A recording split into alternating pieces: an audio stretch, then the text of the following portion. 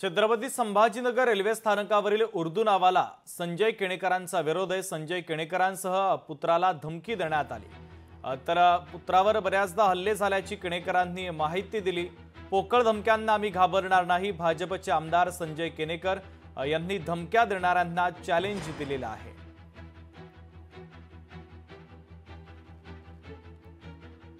तर एसडीपीआय संघटनांनी उन्माद मांडल्याचा देखील त्यांनी आरोप केलेला आहे। भाजपचे आमदार संजय केणेकर आता आक्रमक झाल्याचं आपल्याला पाहायला मिळत आहे।